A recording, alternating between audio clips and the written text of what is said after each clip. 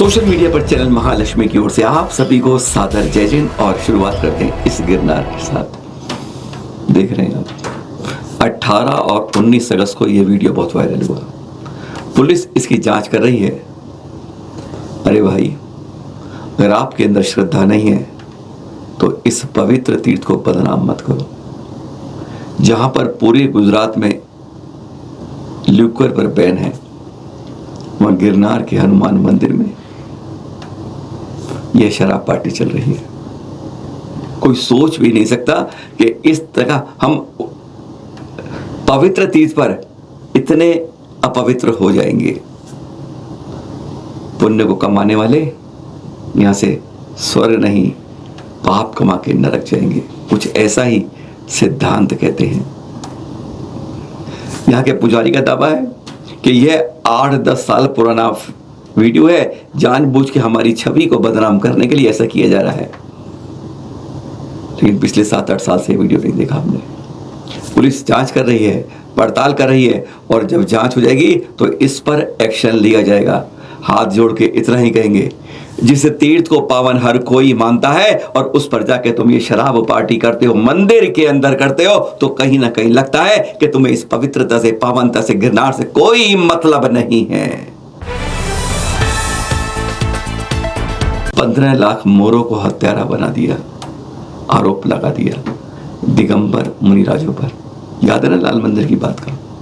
आज उसको इसलिए लाए हैं क्योंकि हम लोग, कोई घटना हो जाती है उस समय बड़ा ज़लज़ला सा आता है और बाद में फाइल बंद करके कहीं धूल की मिट्टी चाट रही होती है। इसके लिए चैनल महालक्ष्मी ने बहुत मेहनत की है। तिजारा गए, यहाँ के दृश्य दिखा रहे हैं आपको कि कैसे बरसात के मौसम में एक एक पंख को गिरता है। घंटों इस पर किया, वहाँ के लोगों से पूछा, दोबारा गए, देखा लगभग 100 से 150 पंख गिरता है एक बार में। टीएम भी गए थे मुरादाबाद, वहां भी देखा था। पर यह बता रहे हैं कि किस तरीके से आरोप लगाए गए, आज वह बात कर रहे हैं। इस बारे में शिकायत के पत्र लिखे गए माननीय राष्ट्रपति महोदय को, माननीय प्रधानमंत्री जी को, पर्यावरण मंत्री को, गृह मंत्री को। कहीं कोई इस बात को सुन के कहीं कुछ आए, लेकिन नहीं, कोई सरकार सत्ता इस बारे में साथ नहीं देती है। विशेषकर जैन समाज का कारण क्या है वह बताने की जरूरत नहीं। इस बारे में चैनल मानी ने खुद गई स्वयं उसके ऑफिस में, कार्यालय में, कर्नाटक से मेनका गांधी जी के। वो साफ कह दिया अंदर से बाहर से रिसेप्शन पर, बेटा जो भी करनी है बात बाई पोस्ट करो या मेल से करो। और फिर हमने चिट्ठी है बाई पोस्ट भेजी, जवाब मिलेगा,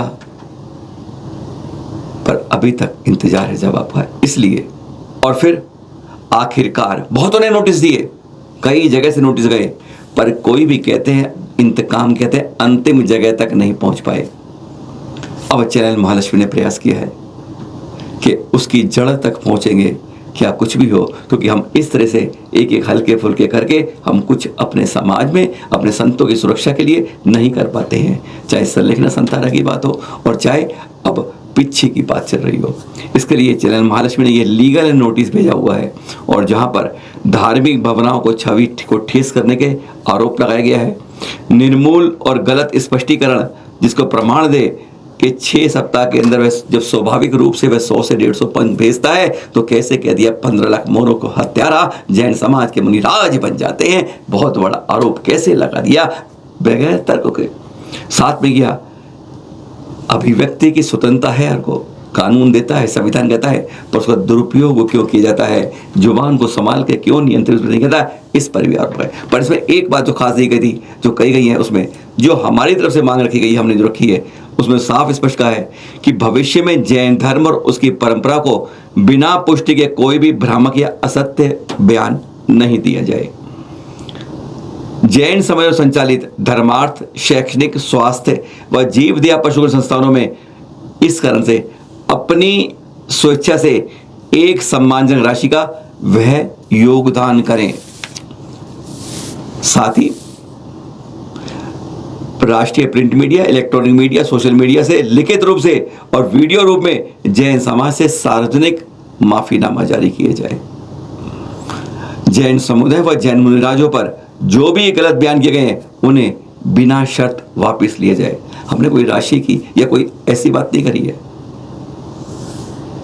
साफ स्पष्ट कि अब अगर जवाब समझ में मिलता है तो हम अदालत में इस बात को जरूर उठाएंगे। महाराज पुण्य से अगले जन्म में कुछ अच्छी जगह में जाने वाला है। चलो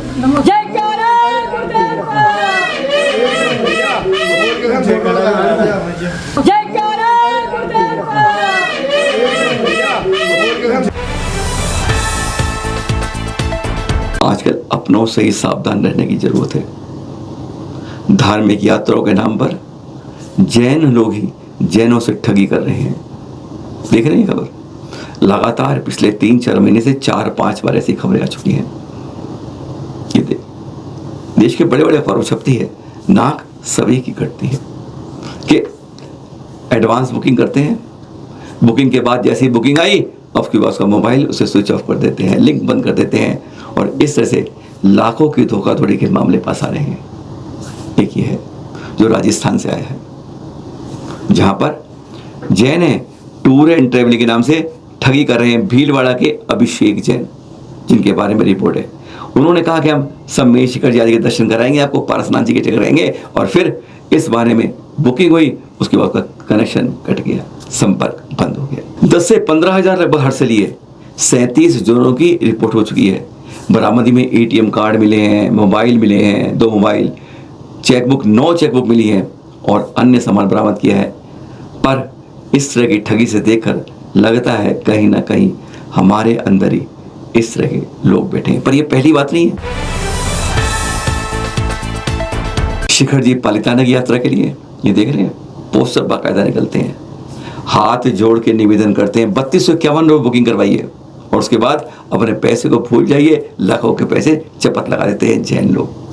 जैन भाई जैन लोगों को आपसे हाथ जोड़ के निवेदन करते हैं, कभी भी इस तरह के जो इंस्टाग्राम में पोस्ट आ रही है, सोशल मीडिया में कहीं आ रही है, व्हाट्सएप में आ रही है, जांच परख लीजिए। सस्ते के चक्कर में कहीं ये ना हो मूल से भी हाथ साफ कीजिए। ये भी पकड़े गए। उन्होंने कई निकाले थे टूर, गिरनार का निकाले, शिखर जी का निकाला और भी जगह गए, पर यह भी पकड़े गए और जैन साथ में। इसके अंदर पदम जैन पकड़े गए और अन्य लोग भी साथ पकड़े गए हैं। अशोक जैन आदि की भी गिरफ्तारी हुई। अभी स्वतंत्रता दिवस मनाया गया, लेकिन हमारी एक जैन बिटिया स्वतंत्रता नहीं मना पा रही है। नमन मुनि महाराज जी ने उसके बारे में अपील की, लोगों ने आवाज उठाई, उसे भारतीय संस्कार से दूर रखकर नॉनवेज खिलाया जा रहा है। वो क्या जानती है बेचारी, लेकिन उसको ऐसा कर दिया जा रहा है कि वह भारतीय मूल जैन संस्कारों को भूल जाए। इस बारे में नमन मुनि महाराज साहब ने आवाज उठाई है प्रधानमंत्री मोदी तक, पर क्या कहें कि किसी के कानों पर जू आज तक रेंग पाई है। सुनेंगे। और एक उस छोटी सी बच्ची, नाम बोलो किसको नाम याद है, छोटी सी बच्ची जिसका नाम अरिहा, किस जैन बच्ची को अपने भारत भूमि के संस्कार से तो दूर किया जा रहा है,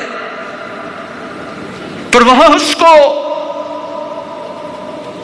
मच्छी खिलाई जाती है, उसको फिश खिलाई जाती है, उसको एग खिलाए जाते, उसको जैनत्व से दूर किया जा रहा है।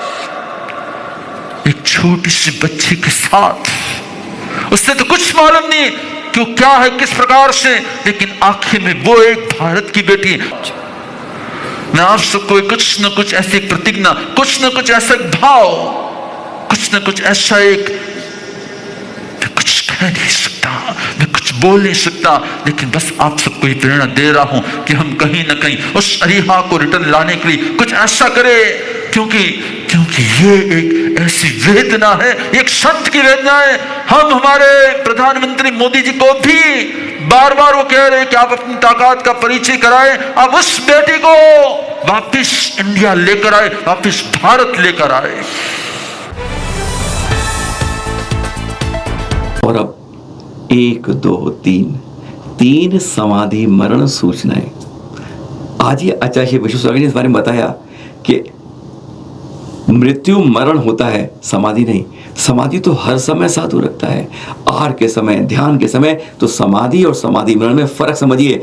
समाधि मरण होता है, समाधि नहीं। और ये देखने पहले अभी धरियावाद से आचार्य कल पुण्य सागर शिष्य मुनि उद्धार सागर जी की समाधि हुई। निवाई राजस्थान में शोलक शिशु सागर जी की समाधि हुई। भिंड के विनोद वर्णी जी श्रावक 10 प्रतिमाधारी 17 तारीख को दिल्ली आए आचार्य श्री विशुद्ध सागर जी के सानिध्य में। इंद्रियों ने काम बंद कर दिया है, स्वास्थ्य सही नहीं लग रहा कि अब तो है। आके उन्होंने एकदम चारों प्रकार के से आहार का त्याग कर दिया। और पूरे संघ ने, गुरुवर ने बताया इसके बारे में कि आम के पेड़ के नीचे, वट वृक्ष के नीचे, अशोक से जब और संघ के सानिध्य में जब समाधियाँ होती है, साथ में चैत्य मिल जाए, चैत्यालय मिल जाए, तो कहते हैं उससे बढ़िया समाधि के अंदर मरण नहीं होता है। 17 अगस्त से निर्जल उपवास करते करते आज प्रातः लगभग जब घड़ी 12 का दिन बदल चुकी थी और आधा घंटा ही हुआ था, तब विनोद वर्णी जी की समाधि हुई। समाधि मरण। चैनल महालक्ष्मी तीनों के प्रति हार्दिक विनयांजलि अर्पित करता है। फिर मिलेंगे आपके साथ। सादर जय श्री राम।